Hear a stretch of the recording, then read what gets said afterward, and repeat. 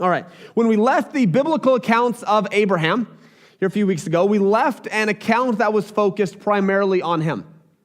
You did have an occasional encounter with Lot. You had an occasional encounter with Sarah, but even then, most of those interactions were somehow in connection with Abraham. The story of Abraham and God's promise revolved around Abraham. Now, we move on to the story of his son, Isaac.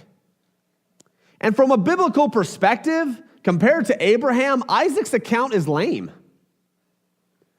It's sort of boring. You sort of expect a little bit more. You expect something a little more dramatic.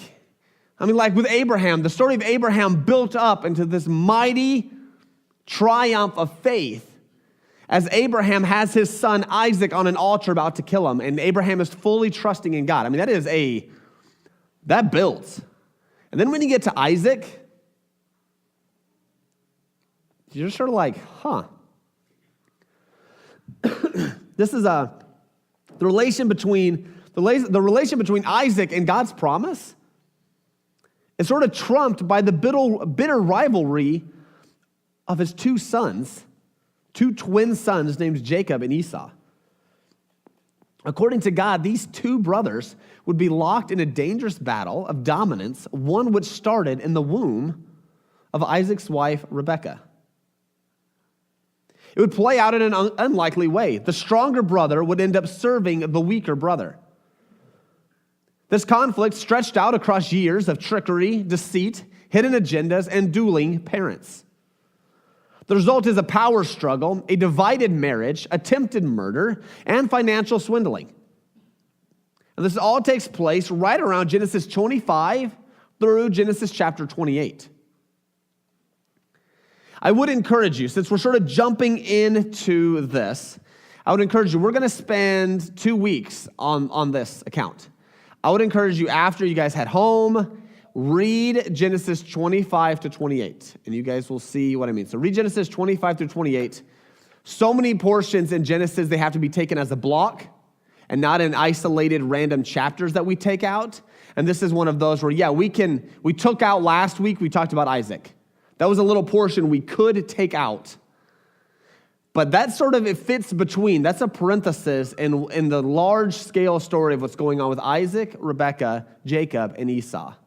So I'd encourage you guys to read that and get all caught up. See, since this account it involves 4 major players, Isaac and Rebekah, Jacob and Esau, 2 different conflicts. One between Isaac and his wife Rebekah, and the other one between Jacob and Esau. We're going to have to separate this into 2 sermons. We're going to talk about one block this week and one set the next week. It's the only way we're going to understand this account as a whole, so I encourage you to read it this week. This week, we're going to be examining the relationship and the power play of Isaac and his wife Rebekah. Next week, we're going to look at the relationship of the dueling brothers Jacob and Esau. See, what began as a match made in heaven is soon going to turn into one of the saddest downfalls of a marriage testified in Scripture.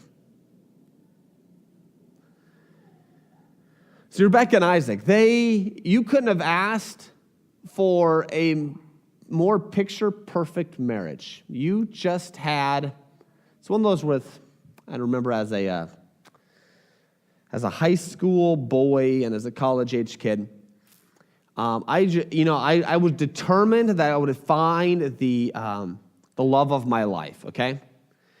And I looked and looked and looked and looked and looked and kept looking and kept looking and kept looking, and I just couldn't find her. And I'm just like, God, just make it so painfully obvious who it is. So like send the light out of heaven, something to show me who I'm supposed to marry. And God decided to do that. As you guys know, my wife and I, we celebrated 9 years this week. And so, yay. Yeah, so whoop, whoop.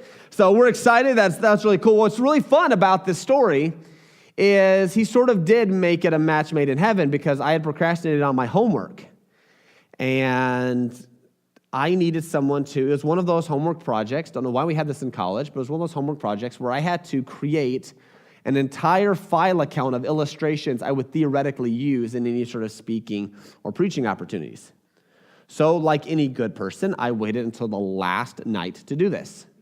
Well, when you're trying to cut out like 500 different illustrations, that is a lot of cutting. A lot. So I opened up our student directory at the time, which had pictures of everybody in there, and I looked around and found the most attractive woman I could, and I called her up, and I asked her one simple question that changed the face of the universe. Do you know how to cut? She's like, yes. I'm like, will you help me?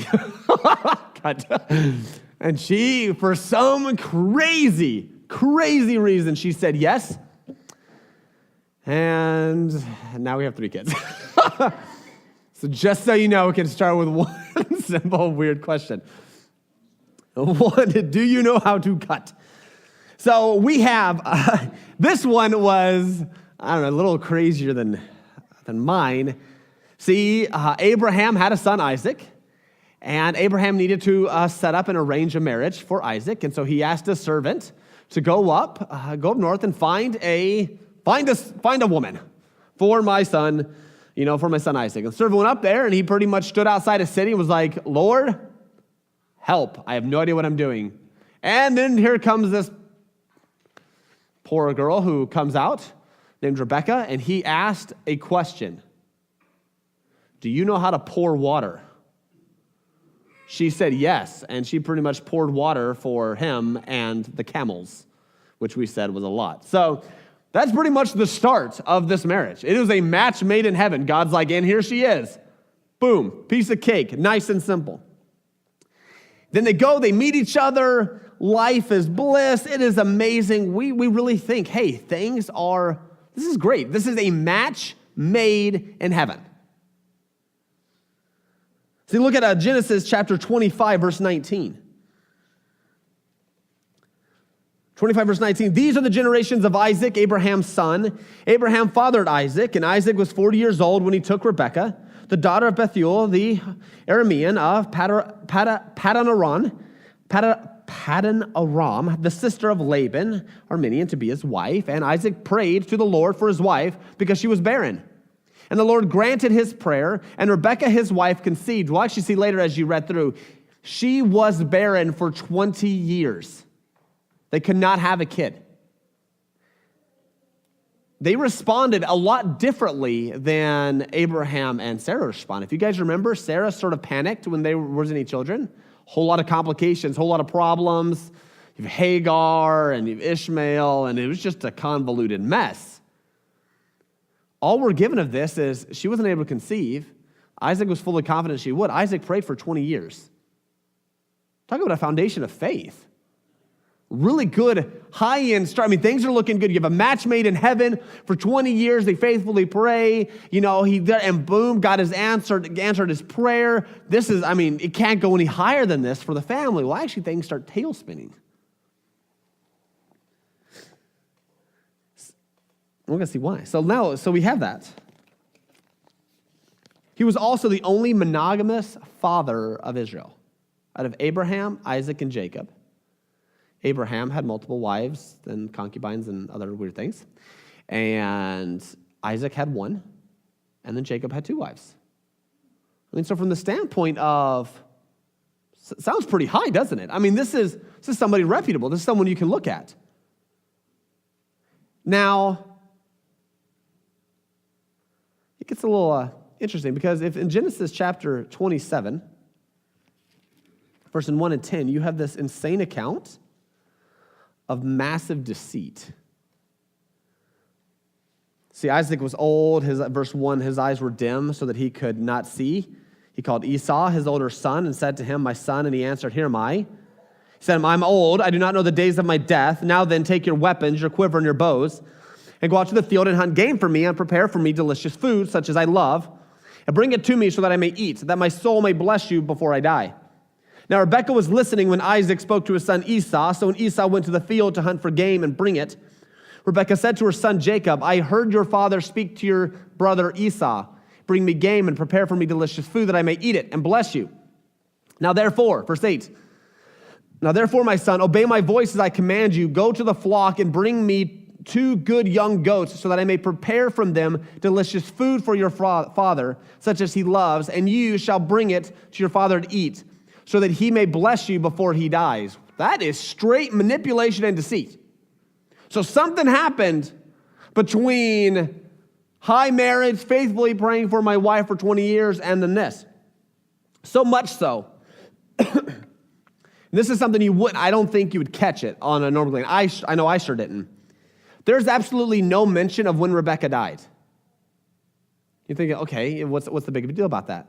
Sarah is mentioned, that she lived to be 127 years old, and that's in Genesis 23, verses 1 and 2. Everyone else is mentioned when they pass away: Abraham, Isaac, Ishmael, Jacob. For some reason, the handmaiden of Rebekah is mentioned, and that's it. The servant is mentioned. So Genesis 35, verse 8. And Deborah, Rebekah's nurse, died, and she was buried under an oak below Bethel. And so he called its name Allon Bacuth. Genesis 49, verse 31. Yeah, you find out that Isaac is buried with Rebekah. She's sort of wiped out of the rest of the Bible after the account. She's just gone. There's no mention. Her handmaiden is mentioned. Now, does that sound a little odd to you? Where you have Abraham and Sarah, the mother and father of Israel, and then you have Isaac and Rebekah, the second in line, the next kind of father of, sorry guys. And then you have Jacob and Rachel, and you have their deaths mentioned. But nothing is mentioned about Rebekah at all. She literally just vanishes.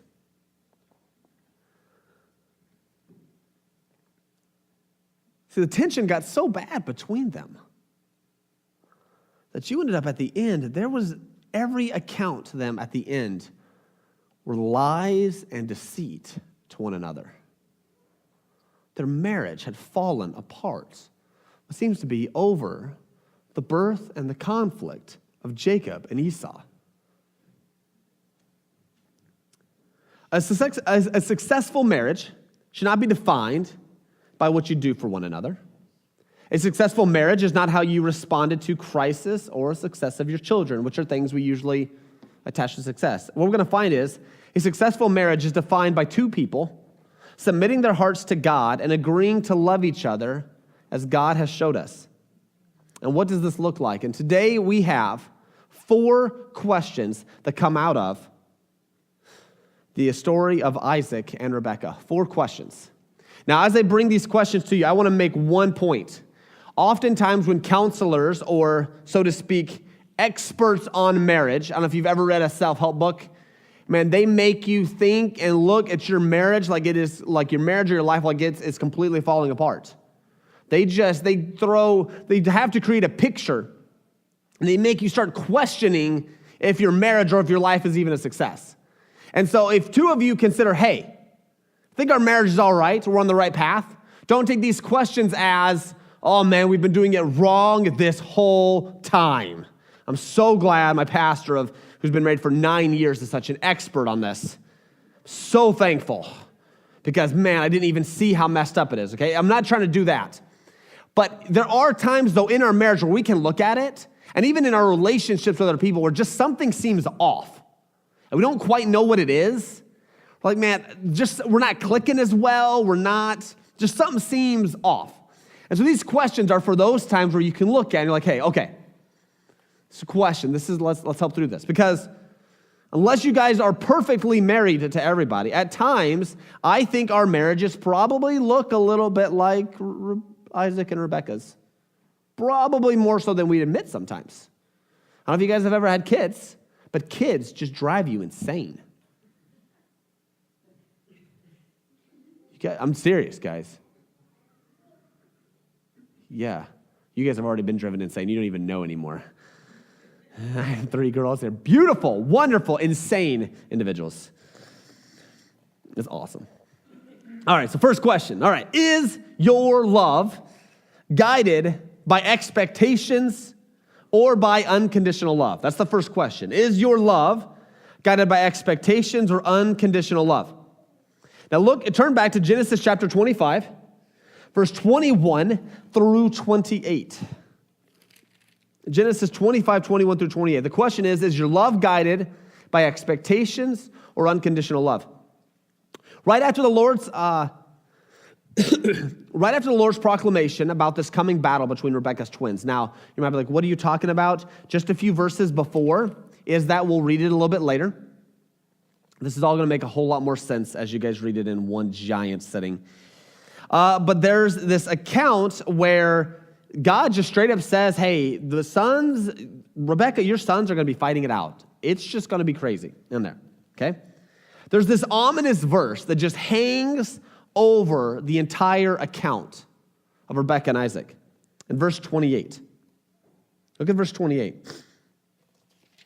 It says, when Isaac loved Esau because he ate of his game, but Rebekah loved Jacob.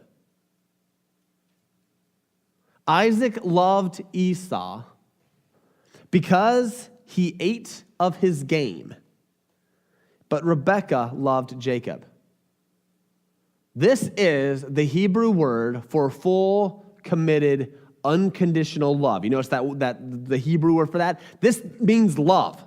This isn't, he liked Isaac because Isaac made some good food. This is Isaac loved Esau because of what he ate. What do you think about that? Isaac loved Esau because Esau could hunt and cook.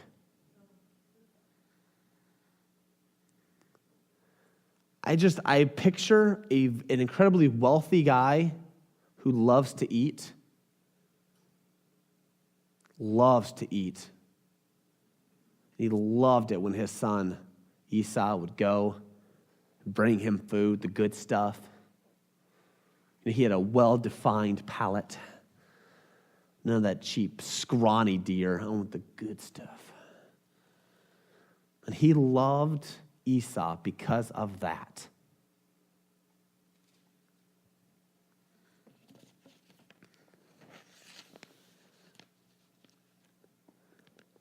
See, he got game. He got food. He got something from Esau. And so he loved him. And then so it mentions this thing about Rebekah. But Rebekah loved Jacob. There is no clarifying statement there. There's nothing that clarifies the love. It said Rebekah loved Jacob. But oftentimes, I don't really hear it mentioned that Isaac loved Esau because of what he got from Esau. That, by definition, is conditional love. He loved Esau because he got something back. So Esau's love is conditional. It is not Christ-like. We just read a passage here a few minutes ago. How a husband is to love his wife, a husband is to love based on the unconditional, full, committed love of Jesus Christ. Full sacrificial. There's nothing there. Isaac loved Esau because it fed his tummy. It's possible Rebekah, we're not really given a reason. And so we can sort of speculate why she liked Jacob a little bit more. It's possible that based on God's promise, maybe she picked the favorite and she wanted to pick the winner. It's not really said though, so we really can't speculate. But we know exactly why Esau was the number one kid. They had full favorites in that household. And I think the statement should put the entire account into perspective as a parent's eyes, especially with a parent with more than one kid. There is, at times, a child you might connect with better than another. And it's quite possible sometime in your life where one kid drives you more insane than another, and you might, at times, show favoritism. Not saying that's your intent, not saying that's your goal. But there's times where some of your kids' personalities match a little bit better with yours. And you guys all know there's some problem kids who cause some issues. Sometimes you just want to gently boot them out of the house. My parents, they didn't play favorites with Jonathan and I, but I can tell you, they're slightly driven insane by them. It happens. It happens. So you have this situation. So the question is your love guided by expectations or unconditional love? See, conditional love towards your children or your spouse will slowly erode the foundation of your relationship. It's subtle, it is slow, but it's like taking a block out of the foundation every time. And this is why. When it comes to conditions in your marriage or with anybody else, your standards are always changing, so you are never satisfied. Your standards are always changing, so you're never satisfied. Yeah, like yesterday, you were satisfied that your spouse did the laundry. That's good. That was good. Now I will not respond in a negative way towards my spouse. But now that they know how to do that, now I'm going to up the standard. Now they can fold it. Okay? And when they meet that standard, then you'll reward them again. But now they know how to fold it, now you got to teach them the right way to fold it. Like Nikki just hands me my clothes because I have to have them folded this way. We don't really have the argument over folding clothes, but I could see how it could happen. I mean, she's just sort of like, here's your clothes. And I'm like, I'll fold everybody's because I'm just weird. But that's just what we do. But I know that you could come into a situation, have these, she didn't meet this, he didn't meet this. These are conditions. See, I love such and such because such and such massages my feet every night when I come home. Or whatever weird thing you do. All right. A second one, why conditional love breaks down your family, is you or your family, you or your family have been already unable to maintain an unchanging standard. You are unable, let me repeat that. You have been unable to maintain an unchanging standard. See, God, the 10 Commandments are they don't change really, do they? God's conditions don't really change for his people. Love me, love others. 2 commands. Good luck, people. And we're like, we can't. It's hard. We try to mess it up and change it. And God's like, here, unchanging. There's the line. Try to get it. Come on, keep jumping. Keep jumping. You can't jump. We can't do that. Our lines are all over the place. That's why we have law books. If you've ever paid attention to American law and read the books, I mean, those things are thousands upon thousands upon millions upon millions upon millions and millions of clarifications and this and that and loopholes and this. I mean, it's just a mess. And if we can't even do that, I mean, we can't expect anybody else to. So it breeds and creates frustration. Satisfaction only comes through Jesus Christ and the finished work on the cross. And I say this as a third one because if I am seeking satisfaction in something other than, and when I say satisfaction, if I'm seeking contentment in anything besides Jesus Christ and the finished work on the cross, I will be unsatisfied. So if I'm depending on my wife to meet X need, she will never be able to meet it, ever. She might be able to temporarily make it go away. She might be able to temporarily make me not think about it, but she is never the answer to the deep hunger and the desire of my heart that is ultimately fed by Jesus Christ and his work on the cross. That's something to remember. In any relationship whatsoever, if we are depending upon another to satisfy us, it's going to fail. Period. So husbands or wives, if you are depending on your spouse to bring ultimate satisfaction in your life, that will breed frustration. It'll slowly erode your guys' marriage and relationship. And this happens with parents and kids and friends. It happens. If you bring conditions in to your thing, the only way I'm going to love you and serve you is if I get something back. There's danger here. We're going to find out the danger with Isaac later. And the problem is by not meeting or matching the standard, what we've created in our household is a system of guilt, shame, and failure. That's what ends up happening. When we have this unchanging, or when we have this changing, constantly modifying and moving expectations that we bring onto our spouse or friends ultimately brings guilt and failure and shame because they are never able to match up. And I don't know about you, but grace just says, hey, you have failed, and I still love you. You're going to blow it, and I'm still going to love you. You're going to mess up, and I'm not moving. I am here. That's what Jesus Christ promises us. And so the first question is my relationship based on expectations or unconditional love? This is the question. This is the question husbands and wives can ask. Because so often fights and arguments between them are over something like this. I expected you to do this, and now I am punishing you.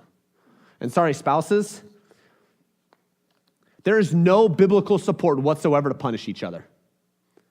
And so if you dare punish each other, shame on you. There's nothing. In grace, there is no punishment. So don't do it. Problem is, this is one thing to say. I repeat this, spending a lot of time on this point, and you'll see why. I mean, you're already seeing why, but abuse victims are often the recipients to expectant love. Love with expectations. The abuser uses expectations, constantly changing expectations, emotionally, socially, physically, et cetera, et cetera, et cetera. Expectations they place on the other person. And if they don't match them, I'm got to make them learn to do it. And abuse victims are really taken advantage of because one side, the abused, usually ends up trying to base their existence on the constant changing standard of the abuser. That makes sense. So physically, if I don't respond this way, then this. And it's a fear-based thing. And if you're in that situation now, in any way whatsoever, please talk to me. Because this paradigm, it works, but it only works when two people are trying to do it. But if it's not, and one person's taking advantage of it, then I need to talk with you, and we're going to talk with that individual and get you out and figure out what to do, because it is dangerous. It is so dangerous. Second question, are you aware of the effects of sin in your household? This is found in Genesis chapter 26, verse 34 and 35. Question number 2, are you aware of the effects of sin in your household? It says, when Esau was 40 years old, he took Judith, the daughter of Beeri the Hittite, to be his wife. And what a name, Basemath, the daughter of Elon the Hittite. And they made life bitter for Isaac and Rebekah. There's this statement, once again, about the relationship between Isaac and Rebekah. Esau brought 2 pagan women into the camp. Because those times, typically, you all pile together because at some point, the oldest son was going to get the inheritance from the dad. So the oldest son typically stayed around. And so they just sort of had a complex. So you have, this tent here was, mom and dad, and this tent here is this, and here's this. And what happens is one of the big reasons why the Canaanites were destroyed is the men and women from there were naturally wicked. They were dangerous, and they weren't just sinful people. They actually tried to convince people constantly to come over their side, which is why Israel got in a whole lot of trouble later, is because of this. And God has already pronounced judgment on Canaan to Abraham. It's well known God is coming and is going to judge Canaan. You don't want to go and find and marry people from a people group that God is going to punish for their wickedness. You guys get that? And he not only marries one, he brings 2. Because one wife isn't enough trouble, let's multiply that. Or exponentially increase it, which is probably what would end up happening. It's a mess. He brings in 2 foreign people who have no belief in the God of the Bible. They don't even respect the Abrahamic covenant. He brings 2 of them in there. He brings sin into the camp. Now, with this question here, so we're like, okay, but what are they supposed to do? Because it said they made their life bitter. We got to recognize that sin in our household is going to create tension and problems. But I'll be honest, you guys think to yourself, there's no way, though, you can get rid of sin in the camp. And you're right, it's going to be there. And even with some of you who've had children who are struggling, you know, and you've been led, I got to love unconditionally my daughter or my son right now, and they're causing a whole lot of problems and issues. And one way, I have every right to kick them out, and I can't right now. I can't. Maybe a little bit later, but I can't right now. And so you guys get that. But you need to be aware that when we are dealing with relationships outside, that their sin is going to bring stress and tension between you two. Because two people have two different approaches. This is why Nikki and I just covet you guys' prayers. Because I deal with people's sin like a lot. It weighs on you whether you think it or not. There's no way you can just turn that switch off. Well, just leave your problems at work. And can anybody perfectly leave their problems at work and never bring it in with them? No. Such an ignorant statement. You are going to bring problems. And here it is. The problem is in the camp.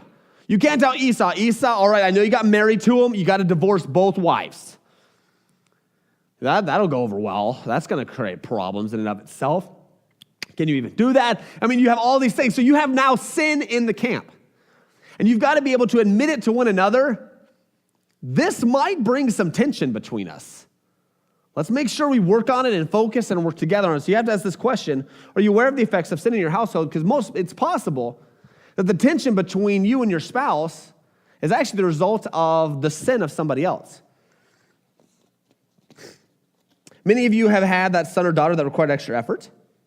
And you have two different people, two different perspectives, two different sinners coming into the situation differently. So what happens? The dad might be desiring peace and quiet in the home and trying to maintain a level of protection and guarding. And you know how moms are. Moms will jump to the rescue of their kid. Sometimes leaving the relationship with the husband behind. It happens. It's what moms do. They just give and give and give and give. And the dad's like, wait. And she just jumps. So you have this tension there. And so it's good that the spouses have to realize this sin is going to create tension here. Let's make sure we focus and work on it together. Both efforts are honorable. It is good that the husband is trying to maintain peace and guard the house. Guard the home. It's good. That is a good, honorable thing. It is good that the mom wants to serve and love the kids. Those are all good things. The parents have to work together. They got to work together in a relationship, but they have to be first aware that sin causes problems. Even if it's not your own, it's going to cause problems and tension. So when you see it, you got to acknowledge it. I encourage you to pray about it, and you to figure out how to proceed with this in a unified way and recognize that there's going to be tension. Okay, question number 3 that we've seen, Genesis chapter 27. This is the doozy passage. This is nuts. This sounds almost like a really weird, twisted version of the Big Bad Wolf in combination with the Bible, in combination with like Goldilocks and the Three Bears. It's just weird. I was reading it and I kept reading it. I'm like, this sounds so bizarre. And it all happened. So Genesis chapter 27. Let me read the last 3 verses. We already read it. So verse 10, you shall bring it to the father to eat so that he may bless you before he dies. And Jacob said to Rebekah his mother, behold, my brother Esau is a hairy man, and I am a smooth man. Perhaps my father will feel me, and I shall seem to be mocking him and bring a curse upon myself and not a blessing. And his mother said to him, let your curse be on me, my son. Only obey my voice and go and bring them to me. And so that gets us caught up to where we are. So Isaac wanted to pass on this blessing to Esau, which was completely within his right to do. And Rebekah's like, no, let's stop this. I want Jacob to get it. So you have this whole scheme where Rebekah dresses up Jacob like a hairy wolf man, sends him in with the food, and then he has to talk like, Esau and tries to convince him. And Isaac is old. He's going blind. And Isaac is afraid he's going to die. And I'm pretty sure he was thinking with his stomach. And so he then is convinced that Jacob is Esau, and he passes the blessing on to him. You just read it. It's great. So oftentimes, I think this passage is taught. This is why I'm trying to bring this to light as you guys read it. So this is one of those things, if you want to bring the most out of the sermon, read it at home. This passage is taught without seeing the entire picture. I think we really miss Rebekah's motivation. We think Rebekah just loves Jacob and just trying to do Jacob, and you have this little petty little thing, and I don't think Rebekah was that type of person. See, look back at Genesis chapter 25, verse 22 and 23. Okay, so, the Lord granted Isaac's prayer, and Rebekah, his wife, conceived. The children struggled together within her. And she said, if it is thus, why is this happening to me? These kids were trying to kill each other in the womb. Full, as much as babies can do that. But enough where they were using her organs inside as punching bags, training for the big fight. And they were going, and she's like, something is wrong. Isaac's prayed, I'm pregnant, I feel like I'm getting beat up on the inside. I feel like I have eight? Wait, kids have 2 arms, 2 legs? See 4 hands coming out, you're like, oh my word, what is going on? She goes and she prays and she asks. And she says, why is this happening to me? So she went to inquire of the Lord, and the Lord said to her, 2 nations are in your womb, and 2 peoples from within you shall be divided. The one shall be stronger than the other. The older shall serve the younger. That's all we get. And he tells Rebekah this. And I think Rebekah over the course of their time figured this out. You have the strong and the younger. The older serves the younger. And so now she sees Isaac trying to bless and trying to make the younger serve the older. And God had already said, no, it's supposed to be flip-flopped. So you guys get her motivation? Now, this does lead to our last question, number 3. Do you evaluate your actions by what you hope to accomplish? In essence, do your ends justify your means? Do the ends justify your means? Do you like to take matters into your own hands? There's certain individuals that I know of personally, and I mean, it's just, you guys probably know that. There's always that individual that just takes charge. They have their goal and their objective, and it's a good thing. They would do anything and everything they can to get it. They like to take control. So here's Rebekah, seeing what God's already said what's supposed to happen, and she now overhears Isaac being a little secretive in the other room, telling Esau, go get me food, go get me my food so I can bless you. Condition, once again, conditional love, and Rebekah takes matters into her own hands. She was deceitful, she manipulated, she lied, she encouraged other people to lie. Yeah, they accomplished what God said would happen, but she did it through manipulation and deceit. She was justifying her means by what it was going to accomplish. And Isaac lived to be like another 80 years. You guys will read that too. Isaac wasn't about to die. And so if there's the question like, well, how was that going to happen then? Isaac lived another 80 years. Isaac wasn't about to die. He just thought he was. So the story is just so fun and weird. All right, so 2 nations are in your wombs, 2 people shall serve. Now she overhears this. It's being done in secret. Now, I've heard, so I'm trying to give you some examples of how this plays out maybe. So maybe this has happened to you where you overhear that a couple or a person is struggling. And so you decide it's good to help them in their marriage. So I will now be nosy, know way too much detail, way more detail than I should have, so I can help mend the relationship. So yeah, that sounds really good. But you're being nosy, you're being a busybody, you're sticking yourself in business you shouldn't, and you create problems. That's where I have a right goal, but my actions are not okay to get there. Another one is, I asked my husband to think about some certain issue. Well, he's taking too long. So I'm just going to take care of it myself. Well, how long did you give him to think about it? Oh, about an hour. Well, how long have you had to think about it? Oh, about 6 weeks. Okay, but that's what happens. We've had all this time to think and process. Well, my husband's now, come on, I already know the right answer. Okay, we just run to ourselves. And we justify it by what we accomplish at the end for the action. So, is it good? It's for a good cause, so the actions that get there will be justified. Lying is lying, even if it's for a good cause. Stealing is stealing. Manipulating is manipulating. Do not justify your actions based on what you hope they will accomplish. That's what Rebecca did. She justified, she said, let your curse be on me. She was totally justifying it. It's okay, Jacob. You lie in deceit, I'm going to get all the punishment.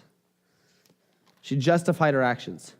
Your wrong actions are not made right because of the accidental good they accomplish.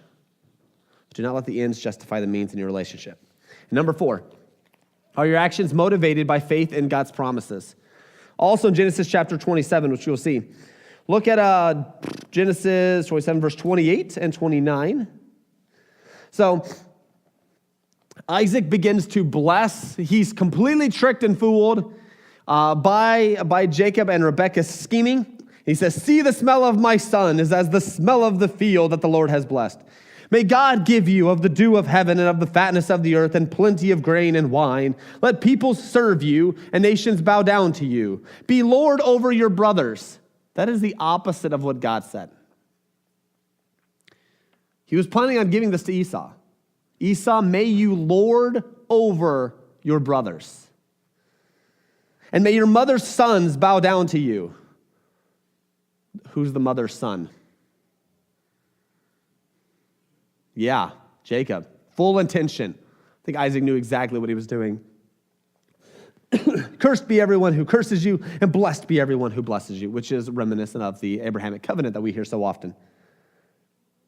And then Esau shows up unaware, and Esau does and cooks his meal and everything else, and Esau goes, and then Isaac realizes, oops. In verse 33, then Isaac trembled very violently and said, who was it then that hunted the game and brought it to me? And I ate it before you came, and I blessed him. Yes, and he shall be blessed. As soon as Esau heard the words of his father, he cried out with an exceedingly great and bitter cry and said to his father, bless me even also, O my father. But he said, your brother came deceitfully, and he has taken away your blessing. I know I don't really, maybe you guys do blessings at home. It's really sort of a lost thing now. We don't really bless each other like that. So I find this weird. I'm sorry, if I intend on blessing Vera and somehow Thea tricks me, then I'm just going to say, no, you're wrong. Give me whatever it is back so I can bless the person that I had intended. Am I right? Like, you're deceitful. No way. But Isaac's like, I can't do that. I think Isaac realized he was going against exactly what God had said. He knew that the younger was supposed to serve the older. The weaker was going to end up being stronger. And the weaker was Jacob in this situation. See, that leads us to our last question. See, are your actions motivated by faith in God's promises? Are your actions motivated by faith in God's promises? Isaac trying to take matters into his own hands. And he didn't trust God's promises, and he was trying to thwart and plan that. Like Isaac has any say whatsoever on who God blesses and who God does not. God picked Abraham out of just a random group of people. God had already decided what was going to happen, and Isaac tried to take matters into his own hands. God already took care of the Ishmael and Isaac situation, and Isaac forgot about that. And Isaac, I believe, tried to manipulate the situation. Isaac did not have faith in God's promises, and he took control of it. Have you ever responded in a situation where, looking back, you realized you were not trusting in what God had said?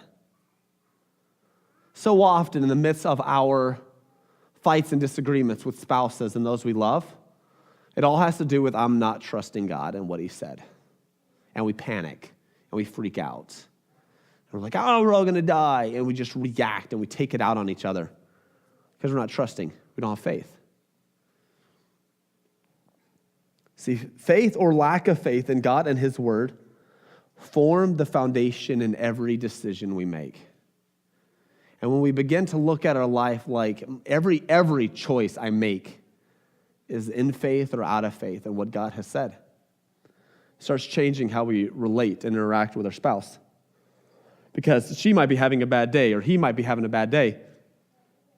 And you know what? It'll be okay because God is bigger. And so we rest in faith instead of panic with it. So the last question, are your actions motivated by faith in God's promises? So the 4 questions are, is your love guided by expectations or unconditional love? Are you aware of the effects of sin in your household and the damage that does? Do you evaluate your actions by what you hope to accomplish? And then are your actions motivated by